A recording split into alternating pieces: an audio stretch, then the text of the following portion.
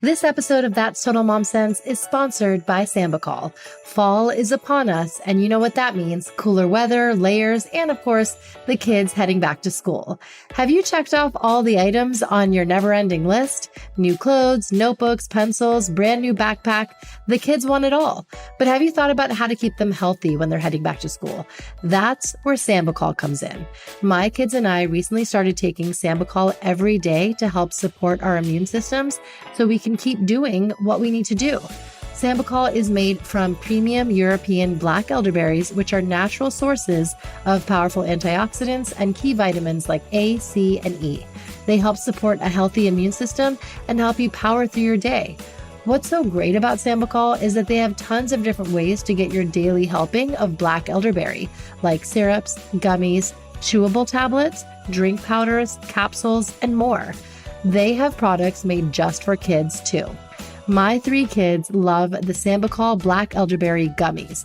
They love the flavor and remind me to give it to them when we're rushing out the door during drop-off. Make a healthy immune system part of your back-to-school strategy this year with Sambucol. My listeners can receive 15% off their next order of $9.99 or more at SambucolUSA.com by using my promo code MOMSENSE15 at checkout. That's 15% off your order of $9.99 or more at Sambucol, spelled SAMBUCOL, USA.com. And remember, use code MOMSENSE15 at checkout. And here's a pro tip. Save the promo code and the website address in your notes app. I know you're busy, too busy to remember this promo code and sort through the episodes to find it. So it's MOMSENSE15 and the website is SambucolUSA.com. You know, the quote that I like to use a lot is the Zoroastrian quote, because, you know, Iran was Zoroastrian long before it was Muslim or anything else. And the Zoroastrian quote is, good thoughts, good words, good deeds. So good thoughts lead to good words, lead to good deeds. So, you know, I try not to badmouth people. Anytime I hear people talking poorly about somebody, I try to kind of get away from it. And for the most part, like I said, I try to be positive. I mean, even when I'm like, I can be grumpy sometimes because I'm tired. But even when I'm grumpy, I think just yesterday I was kind of grumpy, and I think my daughter was talking. You know, she talks when she wants to talk. She's on. Like, and I didn't lash out. I just kind of smiled and I was like, yeah. I just kind of was going along with it because I was like, just keep your inner grump in and don't ruin this girl's day. So just be good. This episode has been brought to you by Lunya and Lago. Whether you're waking up at night or just calling it a night, Lunya is your daily reminder to find beauty in the everyday. Lunya's mission is to elevate rest ever since it was founded in 2014 by Los Angeles native Ashley Merrill. Known for pioneering washable silk and cashmere, they've expanded into other signature fabrics like organic Pima and cozy cotton silk. Everything Lunya makes is designed to tangibly improve rest, with products as functional as they are beautiful. Sleepwear with patented no-twist waistbands, strategic ventilation, stay-put sleeves, and state-of-the-art fabrics are just some of the rest-centric innovations that are at the foundation of the brand. I love the short robe. It's a robe reimagined. It's constructed of the most buttery fabric, organic Pima, and it feels super soft to the touch, and it's cooling too. When I'm just looking for some time to wind down at night, or if I don't have to get ready till after my workout, I live in this robe, and it's a very flattering silhouette. So if I have to wear it out to a drop-off, no one's ever gonna know. Use my special code MOMSENSE20 to receive $20 off your first order of $100 or more at lunya.co. Hi there, it's Kanika. Get ready for another season of That's Total Mom Sense, where I interview global thought leaders on their life stories, the legacy they're passing on to their kids, and of course, their mom sense and dad sense superpower. It's me, Bobby Brown. Can't wait to share my story. Hey, I'm Daphne Oz. Hi, I'm Shani Darden. Hi, this is Christelle Lynn. Hi, I'm Bob Michelle Milan. Hi, this is Tony Leroy. Hi, I'm Shannon Lee. Hi, I'm Farnoosh Tarabi. Hi, this is Michael Perry, founder of Maple, and you're listening to me on That's Total Mom Sense. It's our mission to be inclusive, so we're having dads pull up a seat at the table. Tune in to my new monthly segment, What Matters Most with Maple, featuring my co-host, Michael Perry, tech founder and devoted father of two. Thank you to my brand partners, community, and you, yes, you, for making this podcast possible. Episodes release every Thursday. Join my tribe by logging on to that'stotalmomsense.com and subscribe wherever you listen so you never miss an episode. Do you know what makes parenting easier? Netflix and having a sense of humor. The man I'm bringing on my show today has both. Maz Jobrani. Maz Jobrani is a comedian, actor, and host of his own podcast, Back to School with Maz Jobrani, on the All Things Comedy Network. His stand-up comedy special, Pandemic Warrior, is now streaming on PeacockTV. His other specials include Immigrant, which is a Netflix original filmed at the prestigious Kennedy Center, as well as 3 solo specials on Showtime, Brown and Friendly, I Come in Peace, and I'm Not a Terrorist, but I've played one on TV. He's a regular panelist on NPR's Wait, Wait, Don't Tell Me, and has given not 1, but 2 TED Talks. He's appeared in films including The Descendents and 13 Going on 30, and is a regular on the late shows with Stephen Colbert and James Corden. He has an LA Times bestselling book, I'm Not a Terrorist, but I've played one on TV, which was published by Simon & Schuster. Maz executive produced Everything Must Change, a documentary about his sister's battle with breast cancer, which is currently available on iTunes. In the spring of 2016, he performed at the White House, where he had the privilege of introducing Michelle Obama. As a UC Berkeley alum, he gave the keynote speech to the graduating class of 2017. He served as the host for the 45th International Emmys in New York. Maz and his wife, Preetha, have 2 kids, and they live in LA. Maz, welcome to the show. Thanks for having me. That was a lengthy intro. Yeah. Yes, no, absolutely. And I had to go through it because, you have a lot of feathers in your cap, and I want my audience to know. We already follow you. We've seen your specials on Netflix, but there's so much more that you've accomplished. And I think it's, definitely worth talking about. I want to start with, your roots. You're Iranian American, and there's so much misinformation. And I feel like you're not going to get an accurate history lesson from Shahs of Sunset. Mm-hmm. So can you enlighten us about the Iranian Revolution, which was really a culmination of backlash against imperialism and spanned on for decades? It started with oil. So can you just give us a Cliff Notes of first of all, with Shahs of Sunset, it's funny because before Shahs of Sunset, we were mainly known as hostage takers and terrorists when you would see us on film and television. Right. When Shahs of Sunset came out, we were known as partying people who get drunk. And I was like, that's progress. I go, we made progress. We're in the right direction. Iran is one of these countries. It's in the Middle East. In the early 1900s, when oil was found there, the British set up shop for a little while. And then eventually in the mid-50s, the West in general had formed an alliance with Iran, and the leader at the time, the leader was the Shah, mm-hmm. who was the son of the previous Shah, who had been mm-hmm. exiled because during World War II, the father, since Iranians, the word Iran comes from Aryan, so the father of the Shah had said, "Oh, the Germans are Aryans, we're Aryans. We should be on the side of the Aryans," and that's when the West was like, "Nah." So they go, you got to go. And they say, your son, Mohammad Reza Shah, who's 21, he'll become the king. Meanwhile, in parliament, there was a guy named Mossadegh, who was also a powerful parliamentary leader. And at the time, the Brits had British Petroleum, and they were basically getting a lot of the oil out of Iran for themselves, and they owned a major stake in it. So Iran was getting some of the profits, but a lot of it was going to the Brits. So then Mossadegh, who was the leader in parliament, says, we're going to nationalize oil, meaning we're going to kick out the Brits and take back our oil. Yeah. And that's when the West was like, no, no, no. And the Brits were like, no, no, no. So the Brits went, there's actually books written about it. The Brits went to the Americans and they got with the CIA and they said, look, if this guy Mossadegh is allowed to win and nationalize oil, then the communists will take over in Iran, because Iran is also on the border of Russia.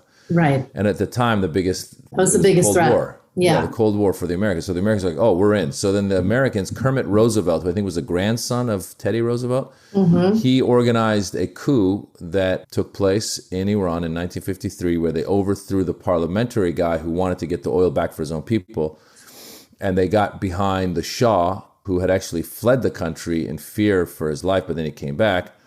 And then for the next 20-something years, the Shah ruled Iran, and there's pros and cons. I mean, he modernized the country. There was, I think they called it the White Revolution, that he was very much, it was becoming westernized in many ways. So you see pictures and videos from the 60s and 70s, and women are all, you could be in Europe, you could be in America. There's no, women are covering themselves, but not, a lot of them aren't. You still have religious folks, but a lot of them aren't.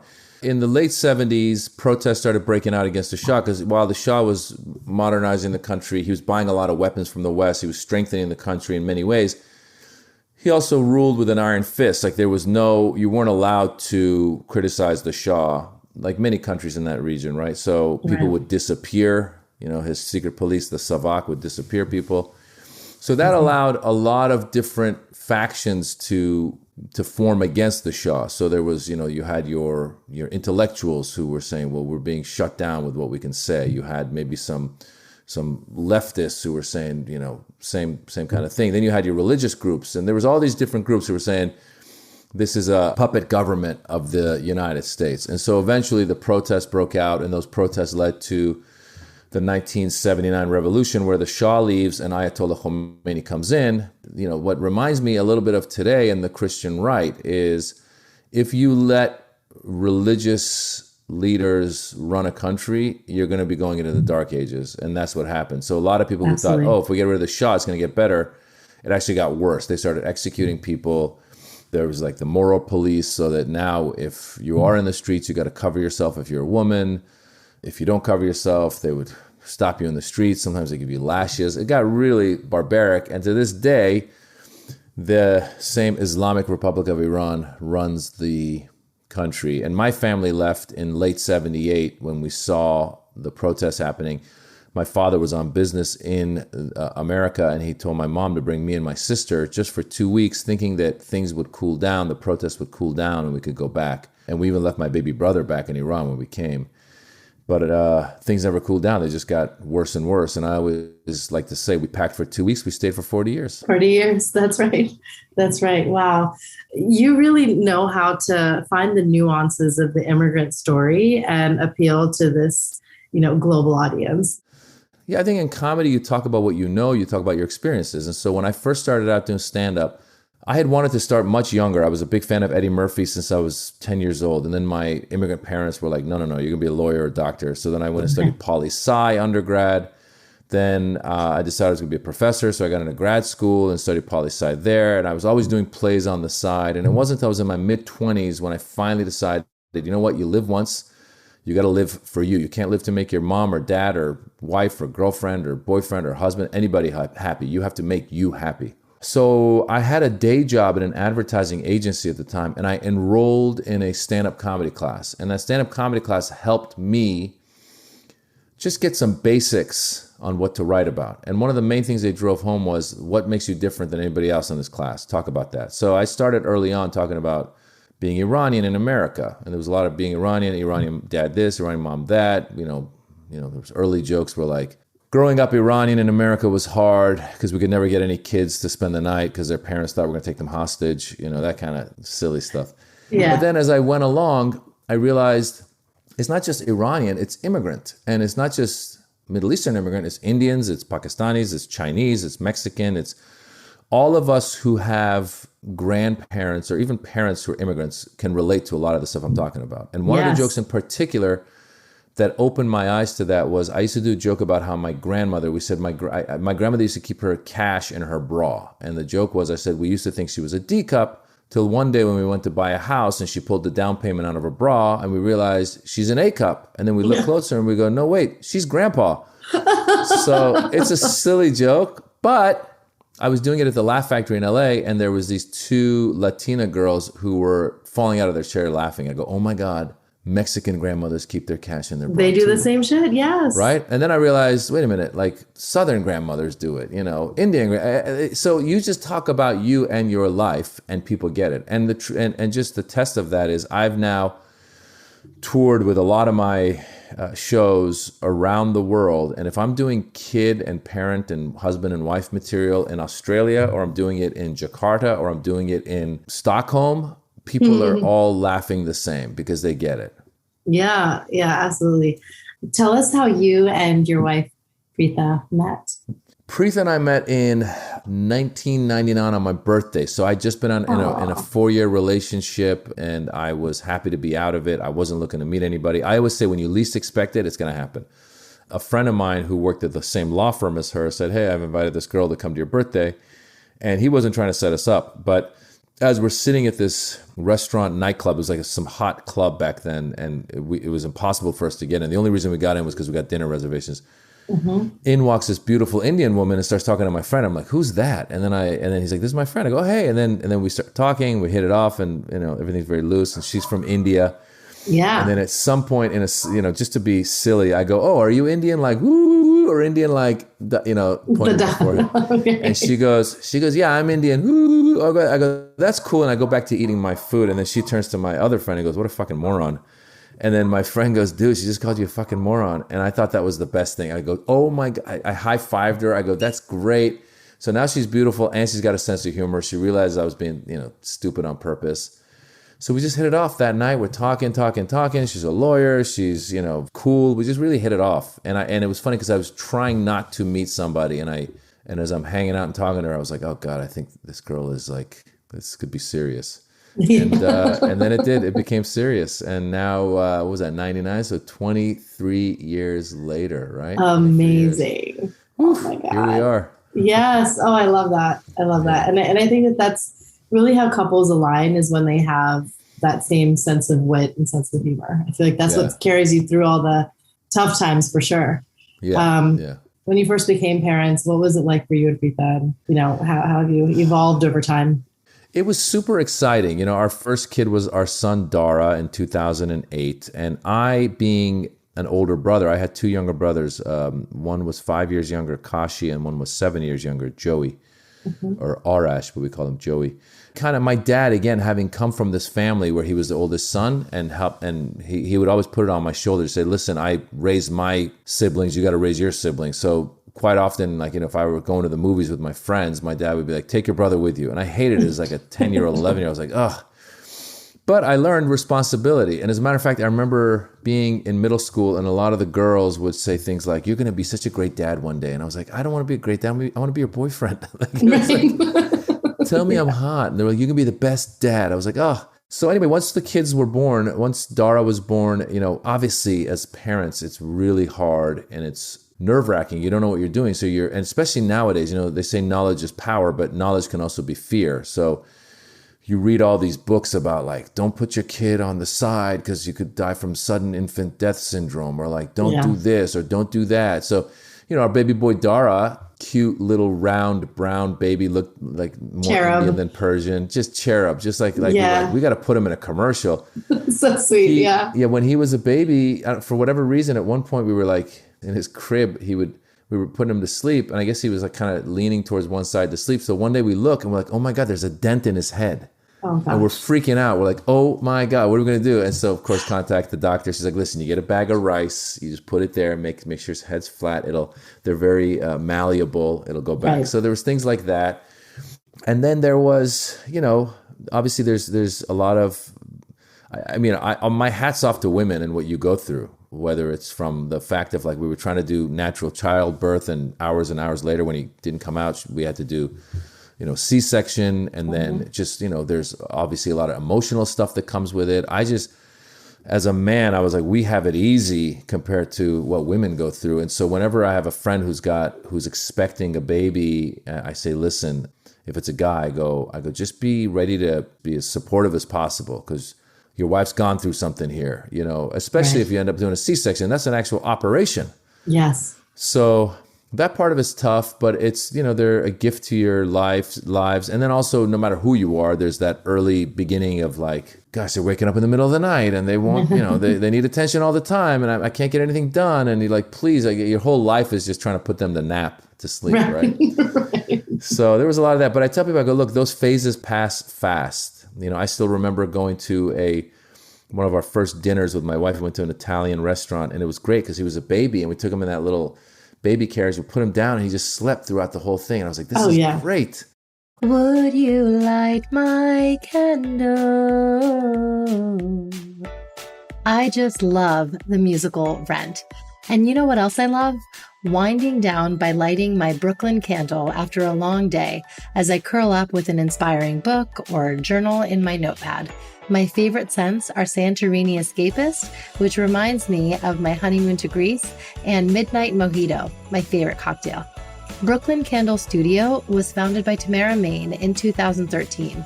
The candles are handmade in Brooklyn and check a lot of boxes. 100% soy wax, plant-based, and sustainable and free of toxins like phthalates, parabens, sulfates, petroleum, and dyes. All the vessels can be reused and repurposed, and the company limits the use of plastic with none during shipping. It's a luxury home fragrance at an accessible price point, with the majority of the products ranging from just $18 to $40. Use my code MOMSENSE20 to receive 20% off your first purchase. So after the entire family's asleep, go ahead and light a candle to transport yourself to Maui or Kyoto and indulge in other products like room mists, diffusers, and bath bars. Good night. How do we teach them to be grateful and work hard, just like our immigrant parents did, in this age where they have everything and for the most part, very little adversity? I try to involve them in as many things as possible. So even though, their job right now is to do well in school and do their homework and stuff, I'll still sometimes say things like, guys, can you please do the laundry and fold it? You can't break the laundry. So I go, just, do it. And they do it. I've had them do dishes sometimes. They're not that good at it. Try to teach them to be gracious to people who are less fortunate than them. Quite often, if we're at like a freeway stop and there's somebody asking for money, I try to give, in front of them just so they see. Yeah. At my son's school now, he's in 8th grade, they make them do community hours, which definitely helps as well. We went and fed the homeless. So a lot of that kind of stuff. And then also, we're not one of these families who's got a very strict allowance kind of thing going, like, $5 a week or whatever. Like, they make money here and there. They'll do things like, they'll ask my wife, can we massage you? And she goes, sure. Then they make $5 there. Or they'll do something and we'll go, here's $5. And they just kind of let that accrue. And then I've also gotten to the point where sometimes I'll find them. There's like really no absolute rule. But if like, let's say I go in the room and it's totally messy. I go, you know what? You owe me $10. This is a mess. Yeah.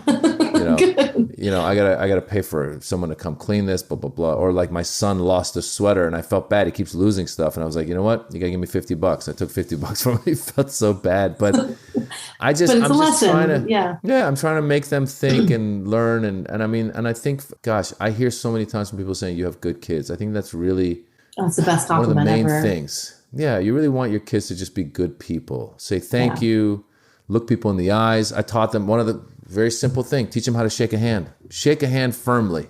Don't do the dead fish shake. Dead fish shake, forget it. Step aside. But firm handshake, people actually compliment me. My God, your son or your daughter has a good firm handshake. Yeah. He's going to look you in the eye too. Watch. Yeah, right. Oh, I love it.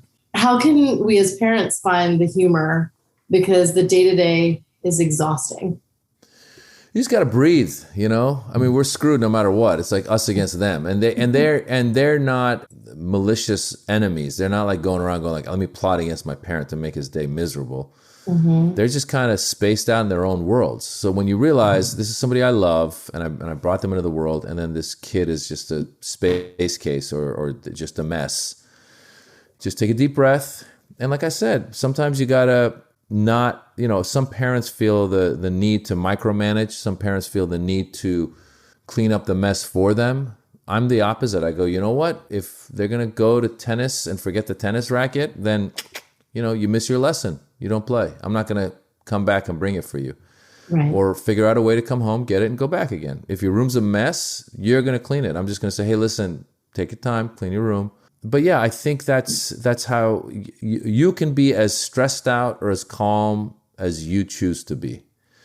So if every little thing that they mess up is going to cause you stress, then you should definitely look into yoga and meditation and therapists and all that stuff, because you're trying to micromanage something that's not manageable. They're not doing it with malicious intent. Because the thing is, when they're younger, you kind of expect them to leave a mess around the house. When they're teenagers, they talk to you and they kind of trick you into thinking that they're now like you. They're older and they're not going to just like drop a bomb in every room that they go. But then you walk into that room, you go, what just happened? And then you, hey, come here, and you're talking to them and they're just like, oh, I don't know, I forgot. And so it's like, all right, that's fine. Just clean it up, Yeah. That's it. Just be real. Wow. Yeah. I wanted you to go through some of your accents because you're so good at it. Just so, I love your impersonations. Well, Iranian for sure. So Iranians just talk very slowly and they talk like that. Kanika Jun, listen, Jun means deer. So they always throw deer in there. Kanika Jun, I like that you are on the CNN, but maybe one day you want to be on MSNBC or something. I don't know. It's for your choice. Whatever you want to do. You can go back to law school. So we can't do two. Yes. We can't do two consonants back to back. So school becomes school. Steve becomes Steve. Traffic, terafik.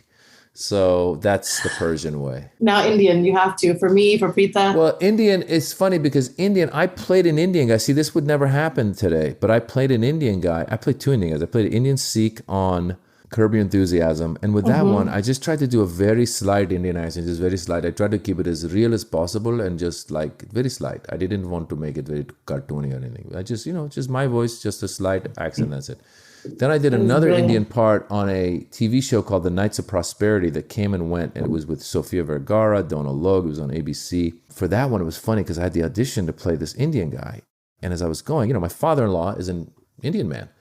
And he's got a very high, he talks like, he goes, hello, Maz, hello, good to see you, nice to meet you, how are you today? We are good, everybody's good, just hanging here for now. Like, it was up here, and I was like, going to the audition, and I was like, should I do that? Should I do my father-in-law? And I was like, no, that's going to sound, they're going to think I'm trying to lampoon and make it cartoony. So I was like, I will just do it, again, very, very slight accent and just do slight. Yeah. And when I got there was an actual Indian guy in the waiting room who's auditioning, and I was like, hey, how are you? And he's like, I'm good, thank you very much. I was like, oh my God, I go. And they gave it to me. I beat the Indian out. That's fucking awesome. Oh, I love it. Yeah, that was really, really good. Really good. Yeah. I guess the last one would be like Podunk American, because that's always Podunk American. I mean, my Podunk American is just making fun of them. Like, when I was talking about like I did a joke about how, I said, Americans are crazy. I go, what did we buy when the pandemic hit? Toilet paper and guns. I go, what kind of combination is that? It's like, I'm going to buy toilet paper and gun. I'm going to buy toilet paper and gun. I'm going to take the shit, shoot the shit. America, wait, goddamn it. I just go like that. I loved it. That's awesome. Yeah. That's awesome. Okay. Is there a dad sense moment that you recall? And by that, I mean, it's our built-in sixth sense. It's our intuition. One where you were like, okay, I know exactly what to do here. I was on the phone with my agents in our home, and I'm walking down the hallway, and my son was maybe, 4, 3, and we had this glass front door, and he's just walking. He trips for no reason, and his head goes right into the door, and right away I go, I gotta call you back, and I just hang up. I grab him, and thank God there was nothing, but I was like instinct. I didn't wait. I didn't do nothing. I just like the glass broke the way it was supposed to break, and it didn't like break on him. Oh my God. And it was just like instinct, really quick, like, let's go. Right. And then there's also been, anytime they've gotten sick, I've always been, I'm not the dad who's like to my wife, like, oh, you go take care of him. I'm always up and about and with him. One time my daughter, we were in Mexico in Ixtapa with the 4 of us, and she got sick. I forget what it was, but she got sick. We're in Mexico, so we called the hotel. We're like, do you have any medicine? Our daughter's not doing well. So then they sent like this doctor/pharmacist. I don't know what she was. She came over, and she had this fishing, one of these fishing, what are they called? The cases where they keep all the hooks and stuff, but it was filled with medicine. So she opens it up. I said, give her this, give her this, give her this. So we give her the stuff. And I guess some of the medication must have had speed or something. I don't know what it was, because my daughter, all of a sudden it's midnight, and my daughter, it felt like she was rolling on ecstasy. She's like, oh, daddy, she's having a good time. She's like, oh, this is great. And she's like, She's just she's seeing stuff. She wants like dance, and my wife was like, "It's all you." So she and the boy are over there, and me and my daughter are in the bed. I'm trying to get her to. I'm like, "Baby, just lay down there." I say, "Oh, Daddy, I'm seeing colors," and oh my God, what a great time! I was like, I think my daughter's gonna die tonight. I don't know, like, but it was funny. It was comedic, and it was me just staying up with her all night. You know, again, another time she had at her once she turned 1 year old. She actually when she turned 1 year. She had a febrile seizure because we'd been in Hawaii. We came back to LA. She had just had her birthday, I think. And then you know how it is when you get a fever, and if the fever drops too fast, it becomes a febrile seizure. Okay. So our baby girl was basically, she passed out. We took her to the hospital. Now we're in the hospital. Of course, my wife is traumatized. We had a nanny who was like an aunt. She's traumatized. We're all just traumatized. But again, that was one of those father moments too, where after a while, my wife had been through so much because I'd been out of the house when the febrile seizure happened. So she saw it and they called the ambulance. So when we went to the hospital, after a little while, I just told my wife, I go, listen, why don't you go home and I'll stay here by her bedside and wait and see what happens. And eventually she woke up, and eventually they told us that like one doctor was horrible. You know, some doctors, you got to have good bedside manner. This doctor was trying to be realistic. She was like, yeah, you know, she may be paralyzed on the right side of her body for the rest of her life or what. I was like, what? And so then she woke up, and then she was like groggy, but I was singing to her, and she was trying to snap with her right hand. And I was like, I remember calling my wife and going, guess who's up? And then showed, you know, that was one of those like in a movie kind of moments. So that was definitely a dad moment because I was like, I want to be there. Let's not forget our quote of the day. Is there a quote that you live by? You know, the quote that I like to use a lot is the Zoroastrian quote, because, you know, Iran was Zoroastrian long before it was Muslim or anything else. And the Zoroastrian quote is, good thoughts, good words, good deeds. So good thoughts lead to good words, lead to good deeds. So, you know, I try not to badmouth people. Anytime I hear people talking poorly about somebody, I try to kind of get away from it. And for the most part, like I said, I try to be positive. I mean, even when I'm like, I can be grumpy sometimes because I'm tired. But even when I'm grumpy, I think just yesterday I was kind of grumpy, and I think my daughter was talking. You know, she talks when she wants to talk. She's on like, and I didn't lash out. I just kind of smiled, and I was like, yeah. I just kind of was going along with it because I was like, just keep your inner grump in and don't ruin this girl's day. So just be good. It's now time for Mom Haul, when we share products we love. Dad Haul is just fun shopping consumerism segment. Is there anything that you are using right now that you love? That's an app, that's a gadget, that's something that you're like, I want to tell everybody about it.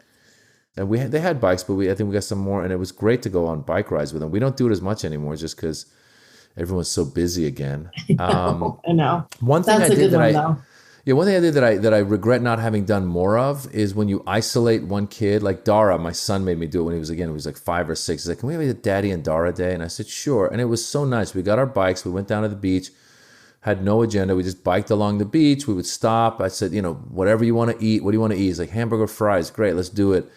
Got on a Ferris wheel. It was his first Ferris wheel. It was just like such a great time. So if you can isolate one kid at a time and do a Daddy and Dara day, Daddy and Mila day, that kind of stuff, it's always fun, especially. You know what I did for my 50th? I went with Mila, my daughter, and for the first time ever, I had my toenails painted. I'd never colored my toenails. So she was off. I said, let's go do whatever you want. She said, can we get boba? I go, sure, let's get boba. Actually, we biked. We got boba, and then we got our nails done. And then I realized how hard it is to bike back with wet nails. But we did it. Oh, fresh putty. That's amazing. I love that.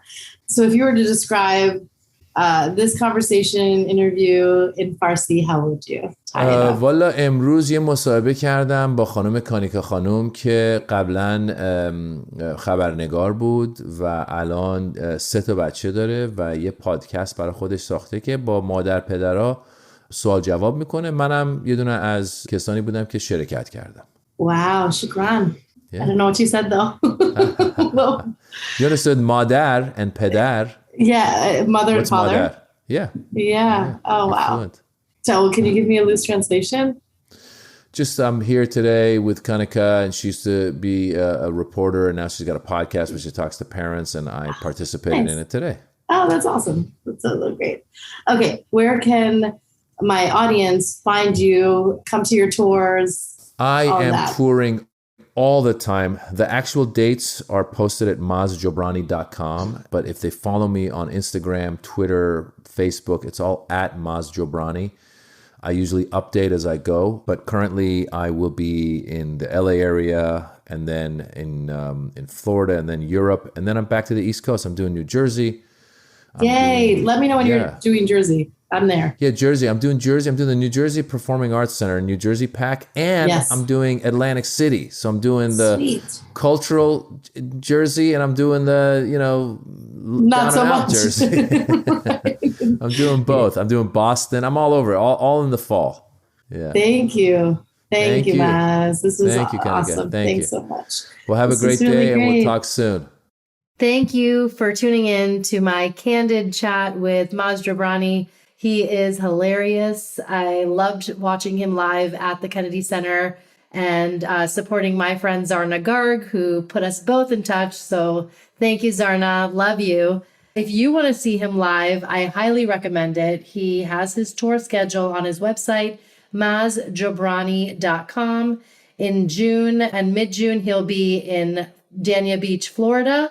So you can check him out there. And as he mentioned, in the fall, he'll be touring the tri-state area, including my hometown of New Jersey. So check that out. You can follow him at mazjobrani.com and listen to his podcast, Back to School with Maz Jobrani, available wherever you listen. You can follow me on Instagram at Kanika Chadda Gupta, and you'll be able to watch highlights of this interview and look at the other distinguished guests that I bring on to That's Total Mom Sense. If you have show topics in mind or guests I have to bring on my show or just want to say hi, email me at thatstotalmomsense@gmail.com. Remember, always trust your mom sense and dad sense. Stay strong, super parents. I'll see you next time. That's Total Mom Sense.